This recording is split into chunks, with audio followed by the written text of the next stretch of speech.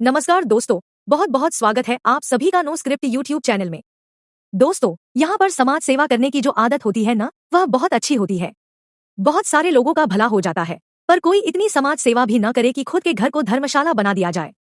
यानी जो कोई आए, मुंह उठाकर वहीं पर परमानेंटली शिफ्ट हो जाए। अब यहाँ पर विक्रांत का सलूजा हाउस किसी धर्मशाला से कम नहीं है। यहाँ पर वीआईपी ट्रीटमेंट भी मिलता है, तो यहाँ पर चाल और साजिशें करने का मौका भी मिलता है। और अपकमिंग एपिसोड में भी ठीक वैसा ही होने वाला है। पर अपकमिंग एपिसोड का जो सीन होने वाला है ना, यह पिछले कई महीनों से आप मन्नत सीरियल देख रहे हो, उनका सबसे one of the best scene होने वाला है। क्योंकि फाइनली मन्नत सीरियल कुछ पॉजिटिव और बहुत लाइट सी वाइब दे रहा है, जो कि बहुत दिनों बाद देखने में अच्छा लग रहा है। क्योंकि आउटडोर सीन बहुत कम हमें मन्नत में देखने को मिले हैं अब तक, जबकि इतनी बड़ी स्टार कास्ट है और स्टार्टिंग में बताया गया था कि शो का बजट भी अच्छा है। लेकिन उसके बाद ग्रीन स्क्रीन पर जो तमाशा सीरियल के मेकर्स ने आज तक दिखाया, उससे ऐसा लग रहा था कि चाहकर भी वे बजट लगाना ही नहीं चाहते हैं सीरियल पर। फाइनली अब यहाँ पर आउटडोर सीन हमें देखने को मिल रहे हैं और शूटिंग के बिहाइंड द सीन जिस तरीके से आउट हो रहे हैं, उससे बहुत पॉजिटिव वाइब नजर आ रही है और सीन उससे भी ज्यादा जबरदस्त है। यहाँ पर आप सभी को बता दूं कि काफी लोग कंफ्यूज हो रहे थे कि रजत भाई, आप वीडियो आखिरकार कौन से चैनल पर अपलोड करते हो, नो स्क्रिप्ट वाले चैनल पर या रजत जैन वाले चैनल पर? तो देखो, दोनों चैनलों पर लगातार वीडियो अपलोड हो रहे हैं। यहाँ पर वीडियो दोनों जगह अलग अलग अपलोड होते हैं, सेम वीडियो बिल्कुल भी अपलोड नहीं होता है। तो उस कंफ्यूजन में मत रहना और कुछ ना कुछ नई अपडेट देने की मैं हमेशा कोशिश करता हूँ। तो सपोर्ट दोनों चैनलों पर बनाए रखना है, क्योंकि दोनों चैनल मेरे ही हैं, आप लोगों के ही हैं, और हम लोगों को मिलकर ही दोनों चैनलों को चलाना है।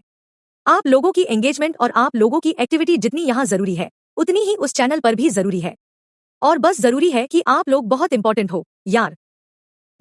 यहाँ पर आगे बढ़ते हैं कहानी की ओर। तो मैं बता दूं कि यहाँ पर दुआ आधी रात को मुंबई की ओर निकल चुकी है, क्योंकि मॉर्निंग में मुंबई पहुंचना है। अगर ऑडिशन के सेकंड राउंड के लिए टाइम पर नहीं पहुंची, तो नाम डिसक्वालीफाई हो जाएगा। फाइनली यहाँ पर विक्रांत भाई साहब पूरी तरीके से महादेव के दर्शन करने के बाद इंदौर पहुंच चुके हैं और वहां से फ्लाइट लेनी है मुंबई के लिए।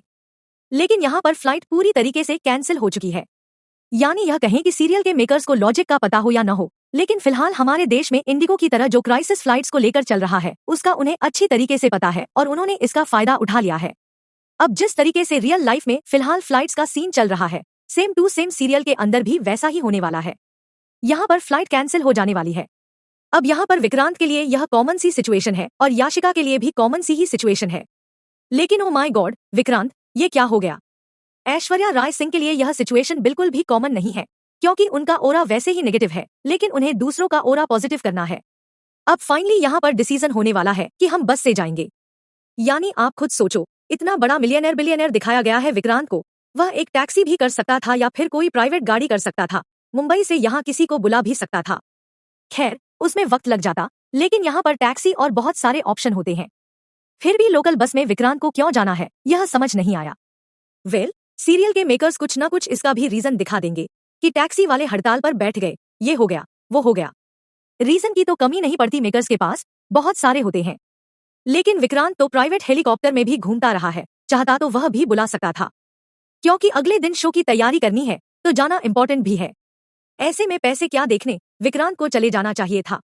पर विक्रांत को लोकल में जाना है, क्योंकि वहां उसकी दुआएं, उसकी मन्नतें सब कबूल होने वाली हैं, क्योंकि वह अपनी बेटी से मिलने वाला है।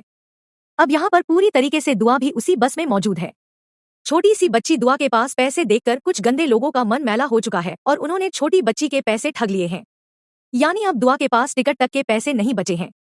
ऐसे में छोटी बच्ची दुआ के पास कोई ऑप्शन नहीं बचता, बस किसी भी तरह बस में चढ़कर उसे मुंबई पहुंचना है। अब विक्रांत भी बस में जा रहा है, तो यहाँ पर उसकी नजर दुआ पर पड़ने वाली है। छोटी बच्ची दुआ को वह अकेला छोड़ दे, ऐसा तो हो नहीं सकता, और उसे भी मुंबई पहुंचना बहुत जरूरी है।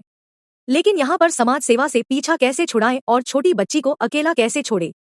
यहाँ पर उसकी मॉम को ढूंढने का वक्त भी नहीं है।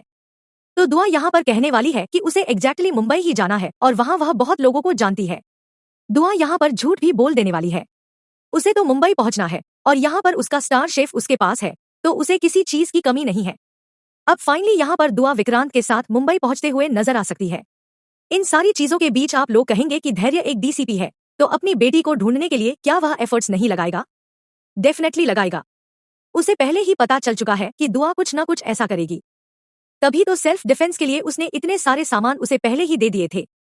अब जब दुआ मुंबई पहुंच चुकी है, तो पीछे पीछे मन्नत के कदम भी पड़ने वाले हैं। क्योंकि जहां दुआ है वहीं मन्नत है और वहीं धैर्य भी होने वाला है। दुबई की जगह मन्नत की गाड़ी जो है वह सीधे मुंबई की ओर मुड़ने वाली है और मुंबई में जाकर फाइनली मन्नत और विक्रांत का आमना सामना देखने को मिलेगा। मुंबई में जब फिर से मन्नत के कदम पड़ेंगे तो स्वप्न सदन चौल से लेकर मेजबानी, दावत शेफ का मंच और सलूजा हाउस सब कुछ हिल जाने वाला है। क्योंकि यहाँ पर याशिका हो, मलिका हो, विशाखा हो या फिर ऐश्वर्या राय सिंह, जिसे आप आरजू बजाज भी कह सकते हैं, इन सबकी जमीन उनके पैरों तले खिसकने वाली है। क्योंकि उनकी लाइफ का सबसे बड़ा डर, सबसे बड़ा कांटा, सबसे बड़ा दुश्मन और सबसे बड़ा अपोनेंट जो उनकी जिंदगी को अकेले तबाह कर सकता है, वह वन एंड ओनली मन्नत उनकी लाइफ में रिटर्न कर चुकी है।